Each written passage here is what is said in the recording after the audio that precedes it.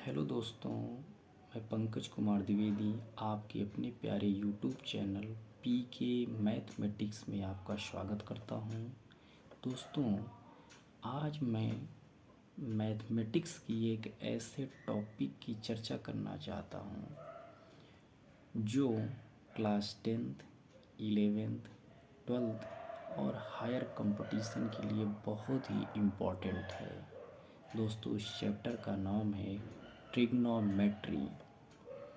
आइए दोस्तों, हम इस पे पूरी चर्चा करेंगे और इसके कंसेप्ट को बहुत ही इजी तरीके से समझने का प्रयास करेंगे। मेरी कोशिश यही रहेगी, सिखाने की पूरी कोशिश यही रहेगी कि मेरे द्वारा बताए गए कंसेप्ट आपके लिए हेल्पफुल अवश्य होंगे और साथ ही साथ हम क्वेश्चन बनाने में अपने आप को अच्छा महसूस करेंगे। आइए दोस्तों, इस इम्पोर्टेंट टॉपिक के बारे में, इसकी कंसेप्ट की पूरी चर्चा करते हैं। दोस्तों, हम लोगों ने हमेशा से ये पढ़ा हुआ है ट्रिग्नोमेट्री। सबसे पहले हम लोग इसी वर्ड पे फोकस करेंगे कि ट्रिग्नोमेट्री होती क्या है, ट्रिग्नोमेट्री ये बेस्ड किस पर है, ट्रिग्नोमेट्री का टोटल फोकस किस ट्रायंगल पर है। अगर दोस्तों इन सभी बातों को अगर हमने समझ लिया तो ट्रिग्नोमेट्री की मेन रूट्स तक पहुंच जाएंगे। आइए दोस्तों, सबसे पहले ट्रिग्नोमेट्री वर्ड पे चर्चा करेंगे। अगर हम लोग थोड़ा से ध्यान दें तो ट्रिग्नोमेट्री में एक वर्ड आता है ट्री या ट्राई, पढ़ लीजिए। और यहाँ लिखा है गोनो, हमने गोनो लिख लिया। यहाँ पे लिखा हुआ है मैट्री, तो हम लोग इस बात को ये मैट्री लिख लिए हैं। ट्राई का मतलब होता है 3। ये जो गोनो वर्ड है ये गोन से आया हुआ है। मैट्री वर्ड जो है ये मैट्रन से आया है। मुझे लगता है ट्रिग्नोमेट्री में ये जो वर्ड छिपे हुए हैं आपको इतना आसान तरीके से समझ में आ गया होगा, मैं उम्मीद करता हूँ। सबसे पहले हम लोग ये चर्चा करेंगे इसका मीन्स क्या होता है। तो ट्राई का मीन्स होता है 3, इट मीन्स 3। गोनो का मतलब क्या होता है, साइड होता है। दोस्तों, क्या होता है, साइड। और मेट्रन का मतलब होता है मेज़रमेंट। क्या होता है, मेज़रमेंट। दोस्तों, एक बातें मैं और कहना चाहता हूँ कि यदि मेरे द्वारा लिखे गए वर्ड में अगर कुछ मिस्टेक हो जाए तो उस पर आपको विशेष फोकस नहीं करना है, कंसेप्ट पे फोकस करना है।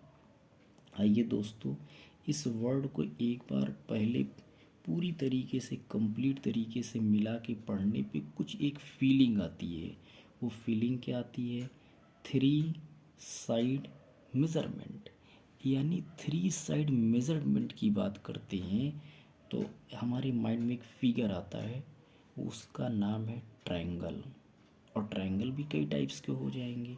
आइए दोस्तों, ट्रायंगल हम ऐसे भी बना सकते हैं, ट्रायंगल हम ऐसे भी बना सकते हैं, और ट्रायंगल हम ऐसे भी बना सकते हैं, और हम ट्रायंगल ऐसे भी बना सकते हैं। दोस्तों, जो ट्रिग्नोमेट्री होती है, पूरी होल ट्रिग्नोमेट्री ये राइट एंगल ट्रायंगल पर बेस्ड होती है।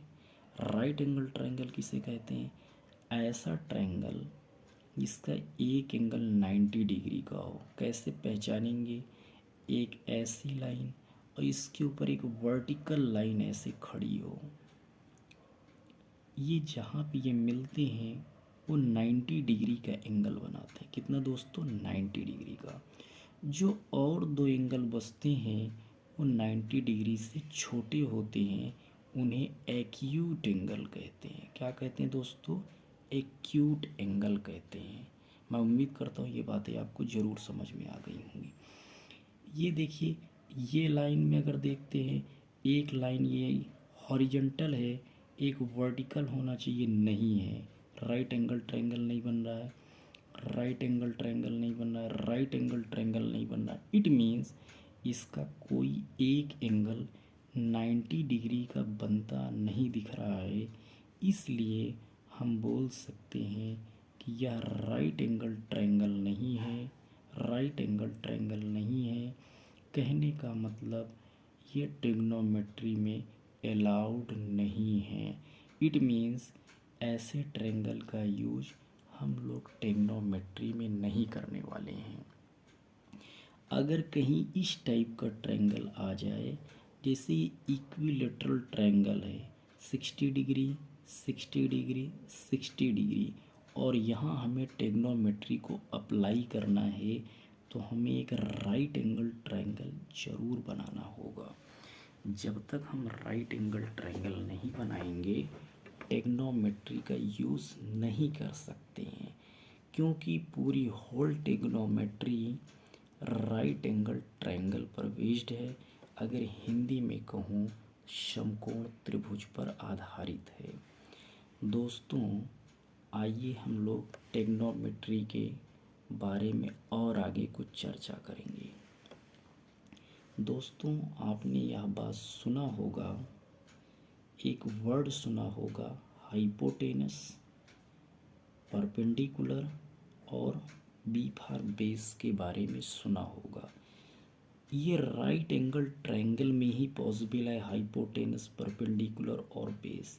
समस्या इस बात की होती है कि किसे हाइपोटेनस लिया जाए, किसे परपेंडिकुलर कंसीडर किया जाए, किसे बेस कंसीडर किया जाए। दोस्तों, आज के बाद बताने के बाद हमेशा के लिए यह डाउट खत्म हो जाएगा। आइए दोस्तों, हम लोग इसके बारे में विशेष चर्चा करते हैं। दोस्तों, सबसे पहले हम लोग एक राइट एंगल ट्रायंगल बनाएंगे। अब मैं बार बार नहीं बोलूँगा, ये फिक्स हो गया है कि ट्रिग्नोमेट्री में राइट एंगल ट्रायंगल का ही यूज़ करेंगे। हमने एक राइट एंगल ट्रायंगल लिया, अपने हिसाब से इसका आप जानते हैं नेम कर दीजिए, ABC कर दीजिए। 90 डिग्री के जस्ट फ्रंट वाली साइड को हमेशा हाइपोटेनस कहेंगे। ये किसी राइट एंगल ट्रायंगल की सबसे लॉन्गेस्ट साइड होती है। ये बात समझ में आ गई। दोस्तों, समस्या ये होती है कि परपेंडिकुलर और बेस को कैसे कंसीडर करें। दोस्तों, इसमें कन्फ्यूजन यही बनी रहती है, तो आज से ये कन्फ्यूज़न दूर होगी। दोस्तों, अगर मैं इस बात को थीटा कंसीडर कर लेता हूँ, तो थीटा के जस्ट सामने वाली साइड को परपेंडिकुलर बोलते हैं। जो बच जाता है उसका नाम बेस होता है। इतनी बातें समझ में आ गई होंगी। अगर नहीं समझ में, मैं फिर से बताता हूँ। दोस्तों, फिर मैं राइट एंगल ट्रायंगल लिया, ये 90 डिग्री है, इसका नाम A, इसका नाम B, इसका नाम C है। अगर मैं राइट एंगल ट्रायंगल में देखिए 90 डिग्री के जस्ट सामने वाली साइड को दोस्तों हम लोग बोलते हैं हाइपोटेनस। दोस्तों, अगर मैं यहाँ पे थीटा कंसीडर कर लेता हूँ, तो थीटा के जस्ट सामने वाली साइड को परपेंडिकुलर कहते हैं, और जो बच जाता है उसका नाम बेस होता है। ये बात हमेशा आप सेट कर लीजिए कि 90 डिग्री के जस्ट सामने वाले को हाइपोटेनस, ये फिक्स है। और किसी राइट एंगल ट्रायंगल की सबसे हाईएस्ट साइड, सबसे लार्जेस्ट साइड या सबसे बड़ी साइड होती है। ये अपने माइंड में फिक्स कर लीजिए हमेशा के लिए। कन्फ्यूजन बेस और परपेंडिकुलर में ही होता है। थीटा के जस्ट सामने वाली साइड को परपेंडिकुलर, जो बचता है उसका नाम बेस होता है। इतनी बातें क्लियर हो गई होंगी। अब इसके बाद हम लोग और आगे चर्चा करने वाले हैं। एक वर्ड आता है ट्रिग्नोमेट्रिकल रेशियो। दोस्तों, ये ट्रिग्नोमेट्रिकल रेशियो क्या होते हैं? यहाँ रेशियो से मीन्स क्या निकलता है कि चीज़ें अपान के फॉर्म में होना चाहिए। किस फॉर्म में होना चाहिए? फॉर्म। किस फॉर्म में होना चाहिए? अपान के फॉर्म में होना चाहिए। इट मीन्स न्यूमरेटर और डिनोमिनेटर के फॉर्म में होना चाहिए। ऐसा बोलने से, और ये टोटल 6 होती हैं। कितनी होती हैं? 6 ट्रिग्नोमेट्रिकल रेशियो होती हैं। उनका नाम मैं एक बार लिख देता हूँ। Sine theta, cos theta, tan theta, cot theta, sec theta और कॉसेक थीटा। ये बातें समझ में आ गई होंगी।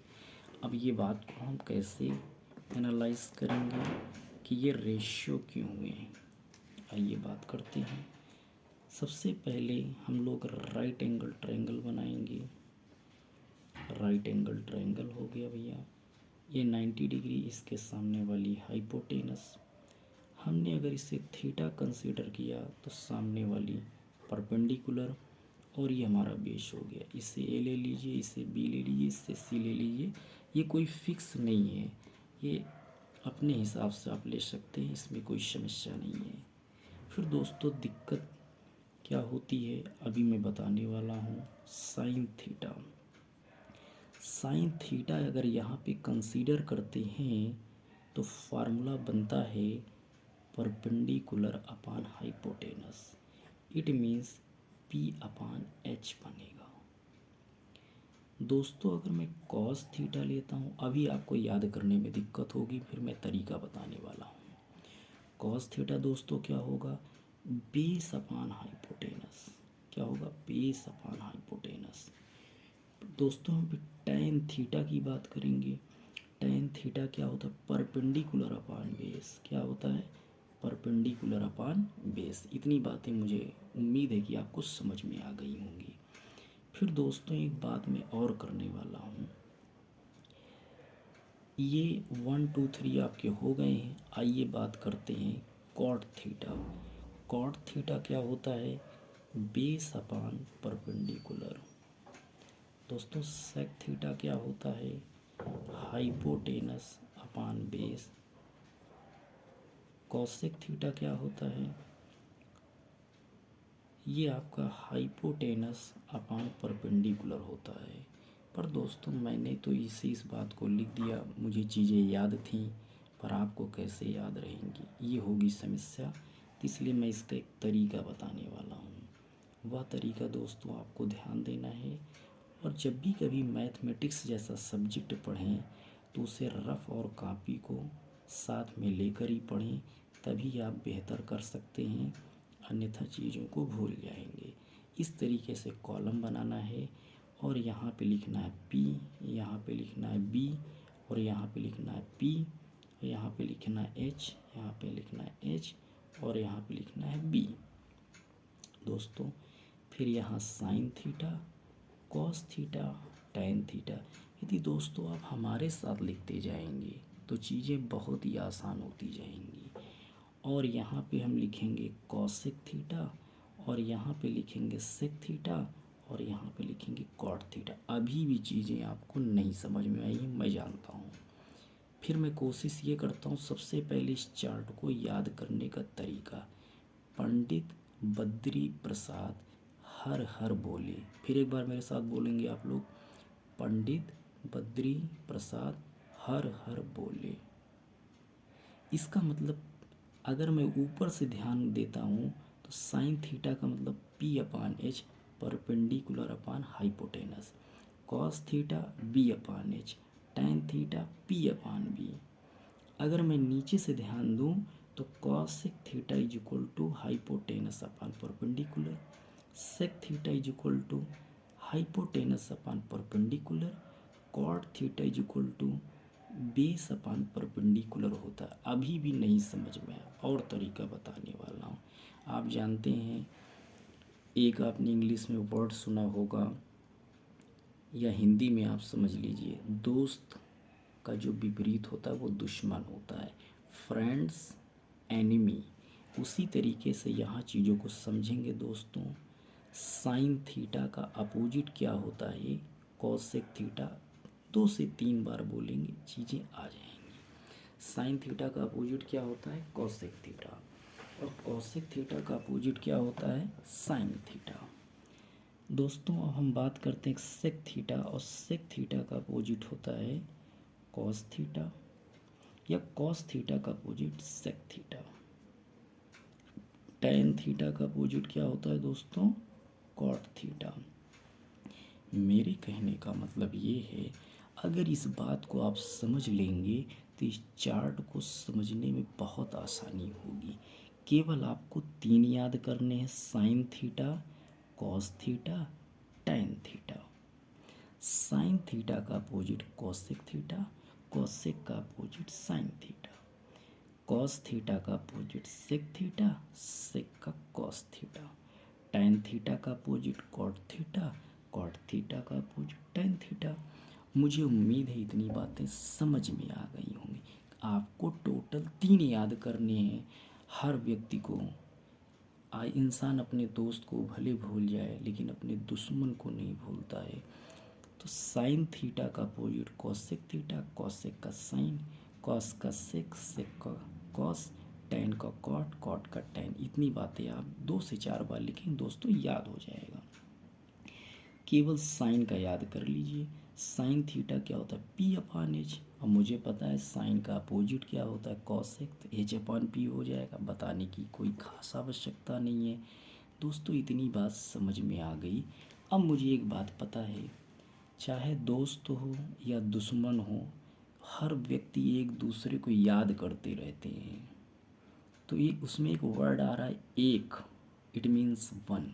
आइए एक बात और सीखते हैं, इनको फार्मूले के फॉर्म में कैसे लिखते हैं। मुझे पता है कि एक दूसरे के अपोजिट हैं। Sine theta is equal to 1 upon cosec theta. मैंने ये बात बोली थी, तो आप भी कहोगे हाँ बातें सही हैं। एक दूसरे के जस्ट अपोजिट हैं, तो कहो ऐसे भी लिख सकते हैं, तो कहिए ऐसे भी तो लिख सकते हैं। Cosec theta is equal to क्या हो जाएगा? 1 अपान साइन थीटा। ये दोनों बातें समझ में आ गई हैं।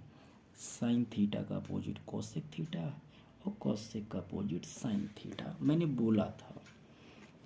अब एक बात और कर सकते हैं, अगर हम लोग एक बात और कर सकते हैं कि वो क्या है? साइन थीटा और इसका अपोजिट क्या होता है?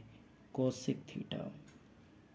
क्या होता है? कॉसेक थीटा हमेशा 1 होते हैं। इस बात को दिमाग में सेट कर लीजिए।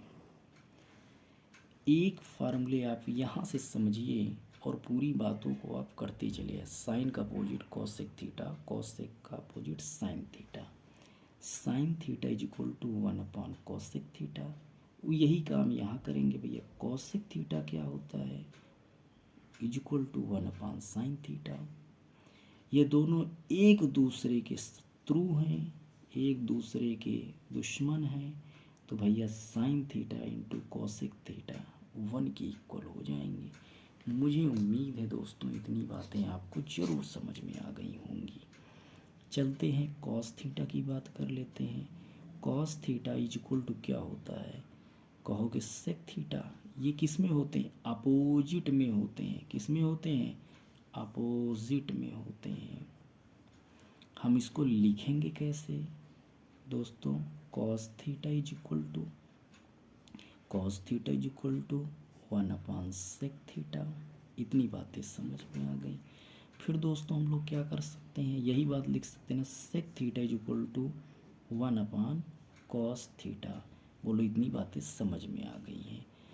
फाइनली ये बातें मैं यहाँ पे लिख दे रहा हूँ कि दोस्तों cos theta into sec theta is equal to 1, क्योंकि ये दोनों एक दूसरे के दुश्मन होते हैं। दोनों एक साथ होंगे भैया। Cos theta into sec theta is equal to 1 होता है। दोस्तों मैं उम्मीद करता हूँ ये बातें आपको समझ में आ गई होंगी। चलते हैं नेक्स्ट पेज में, हम लोग कुछ और लिख के चर्चा करते हैं दोस्तों।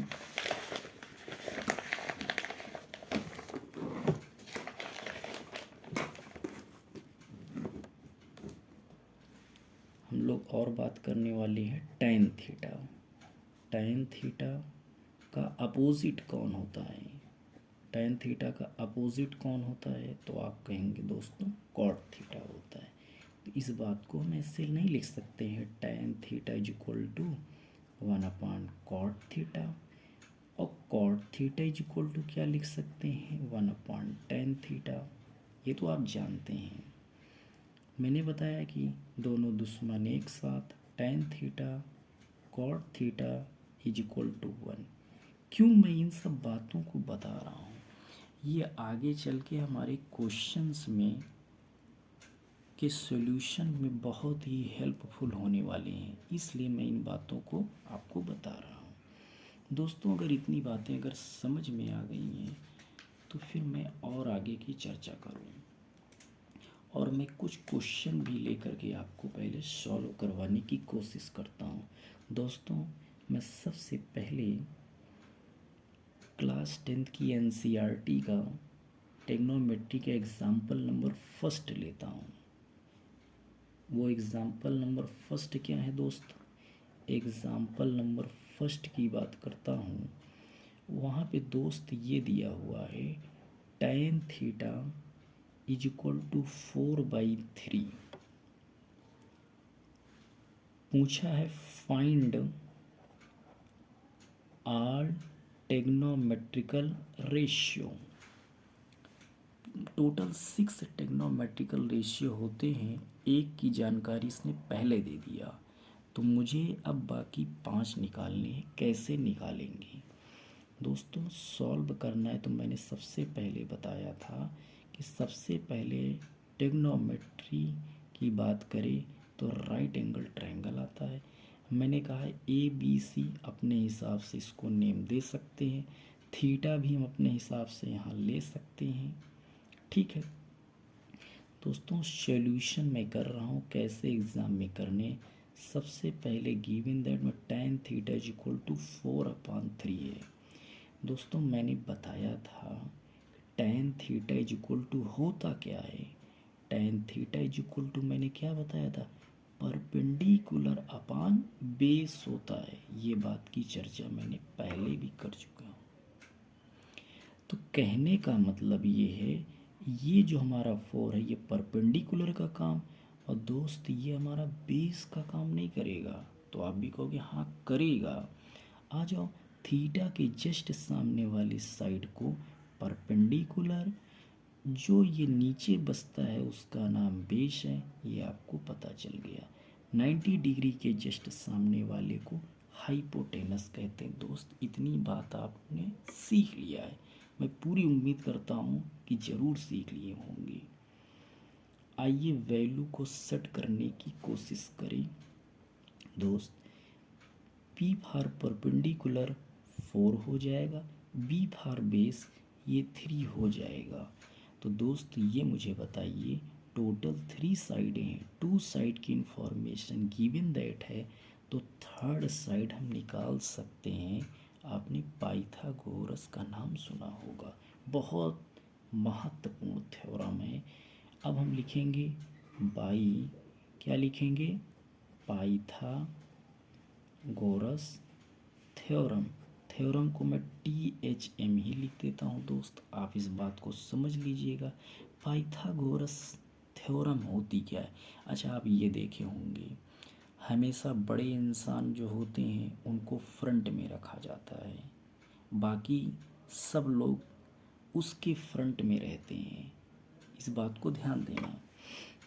तो सबसे फ्रंट साइड, सबसे बड़ी साइड कौन है, हाइपोटेनस। दोस्त, मैंने हाइपोटेनस का स्क्वायर, परपेंडिकुलर का स्क्वायर, बेस का स्क्वायर। दोस्तों, ये पाइथागोरस थ्योरम है। यानी परपेंडिकुलर का स्क्वायर कर दें, बेस का स्क्वायर कर दें, तो भी ये हाइपोटेनस के स्क्वायर के इक्वल होंगे। दोस्त, ये बात आप हमेशा याद कर लीजिए, इसी का नाम पाइथागोरस थ्योरम है। आइए और आगे चर्चा करते हैं। हम लोग क्या चर्चा करने वाले हैं, कैसे निकालेंगे। सबसे पहले हमें क्या क्या गिवन दैट है, बेस की वैल्यू 4 का स्क्वायर, इसकी वैल्यू आपका 3 का स्क्वायर, और ये हाइपोटेनस का स्क्वायर। तो ये कितना है, 4 का स्क्वायर 16, 3 का स्क्वायर दोस्तों 9, ये 25 हाइपोटेनस का स्क्वायर।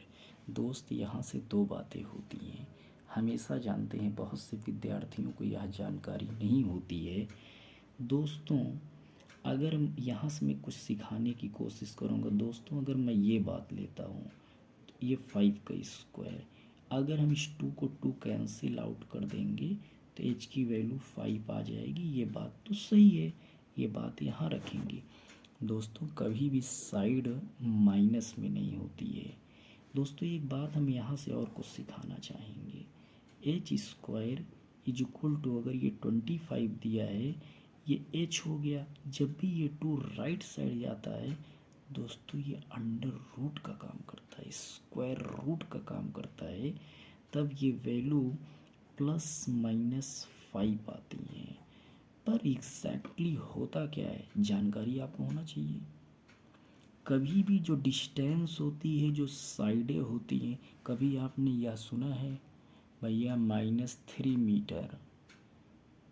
अरे 0 सुन सकते हो, लेकिन कभी माइनस में दूरियां या डिस्टेंस नहीं होती हैं।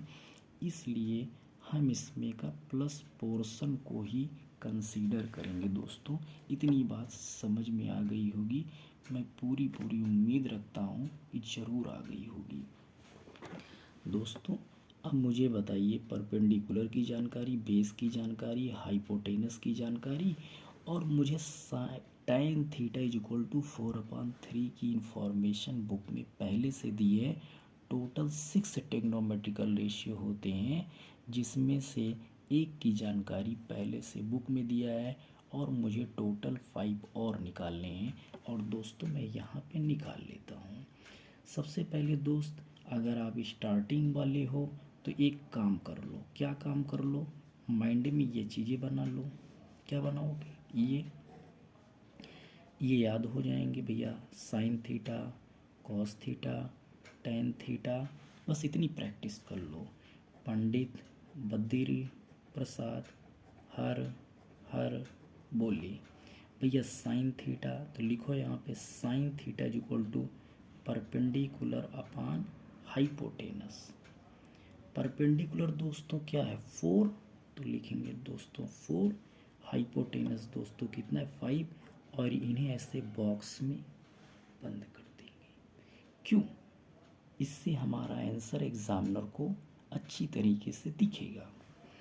दोस्तों, फिर एक काम और आप करिए, साइन थीटा निकाले हैं तो इसके जस्ट अपोजिट को निकाल लीजिए।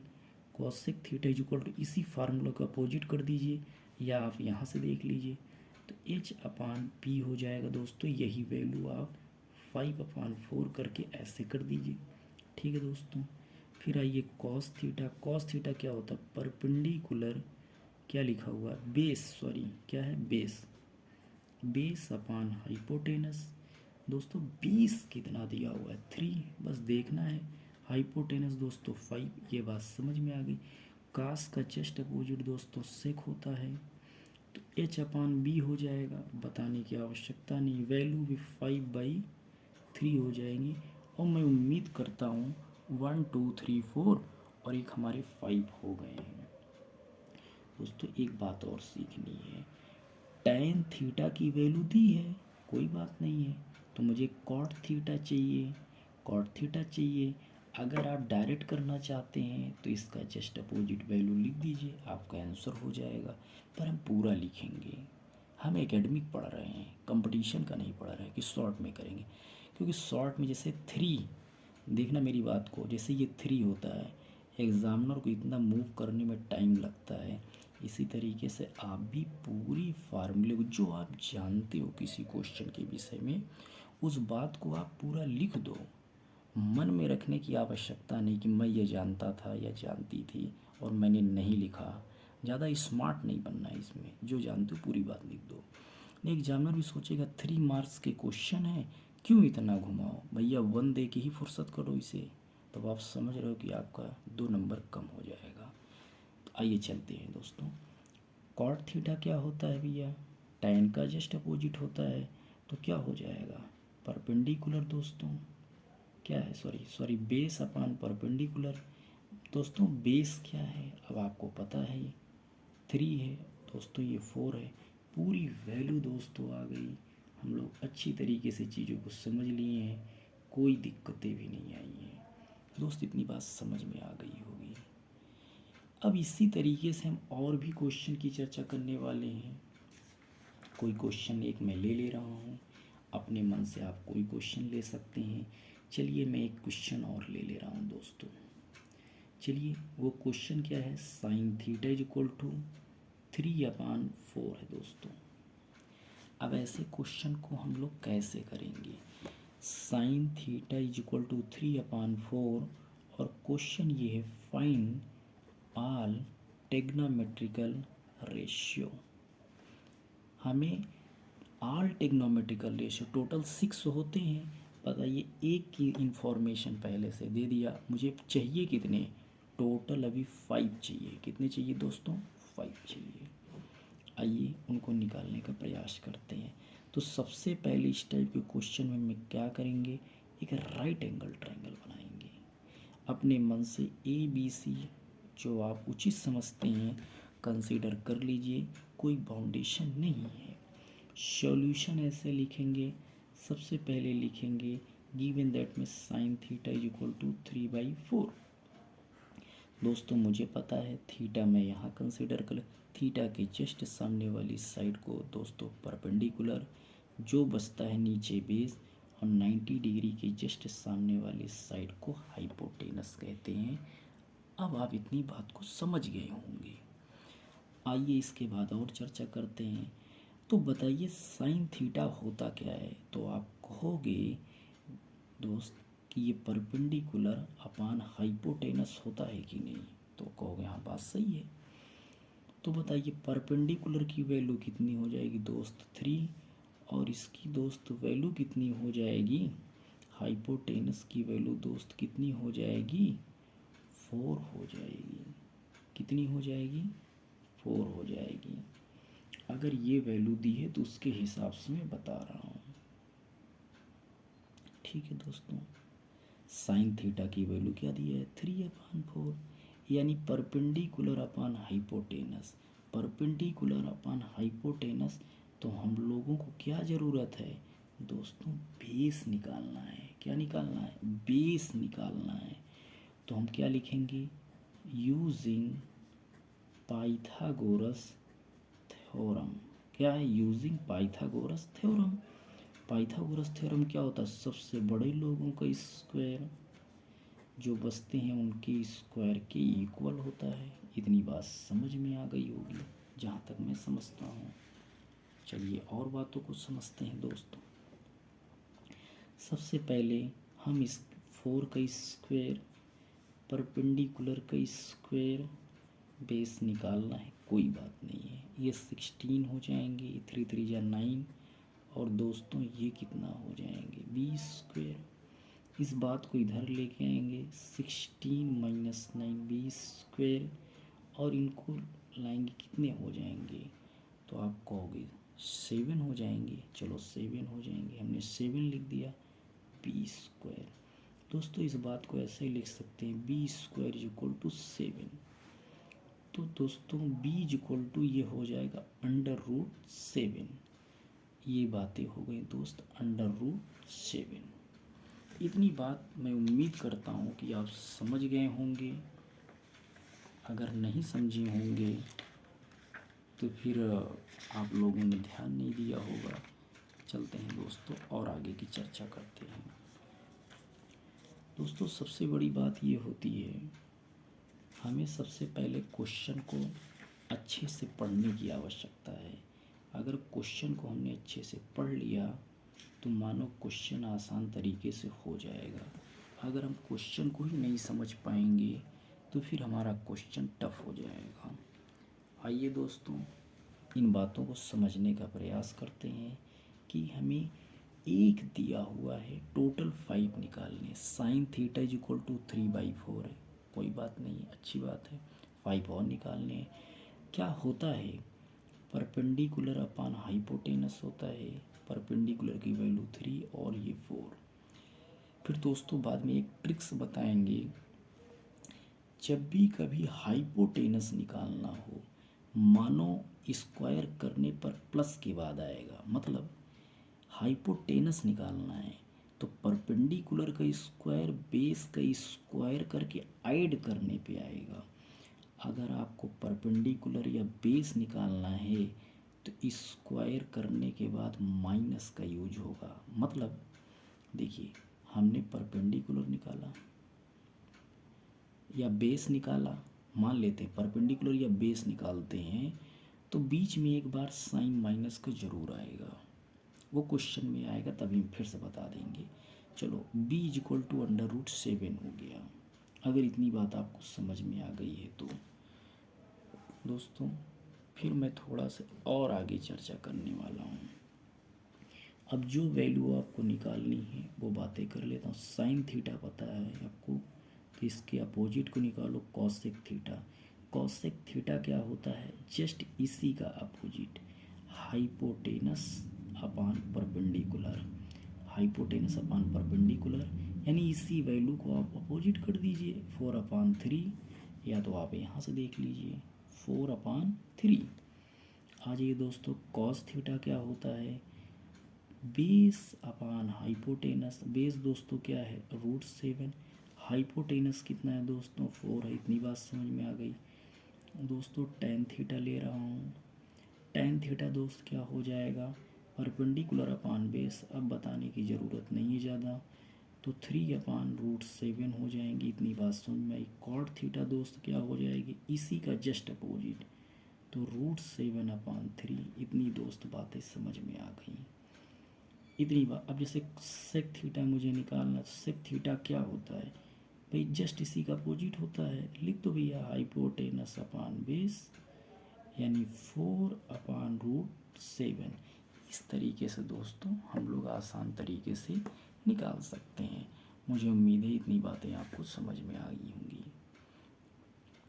दोस्तों अगर आप रफ़ कॉपी जो भी आप यूज करते हैं, कोई भी पेपर लेते हैं, वो आपके ऊपर डिपेंड करता है, लेकिन जब भी मैथमेटिक्स का क्वेश्चन अगर आप करना तो इस बात को हमेशा याद कर लेना। कोई भी वीडियो दुनिया में देखना, लेकिन रफ़ कॉपी ज़रूर लेकर के साथ में प्रैक्टिस करना। एक बात और आपको बता सकता हूँ, यदि आप मैथमेटिक्स में कमज़ोर हैं तो एक आपके पास ऑप्शन है। एक बार आप जानते हैं वीडियो को ऐसे देख लीजिए, दोबारा जानते हैं कि रफ़ कॉपी को आप यूज करके जैसे उसमें सॉल्व किया गया है वैसे आप भी करिए। अगर इस तरीके से करेंगे तो मुझे उम्मीद है कि आप बेहतर कर ले जाएंगे। आपको वीडियो को बार बार पॉज नहीं करना होगा। क्यों नहीं करना पड़ेगा? क्योंकि एक बार आपने उसको पहले से देख लिया है। दोस्तों आज का काम मैं यहीं पे समाप्त करता हूँ। मुझे उम्मीद है कि ये वीडियो जानते हैं आपको पसंद आएगी, और इसके बाद आपको बताने की आवश्यकता नहीं है। मैं चाहूँगा कि आप जैसे अन्य विद्यार्थियों के लिए यह वीडियो हेल्पफुल हो। धन्यवाद।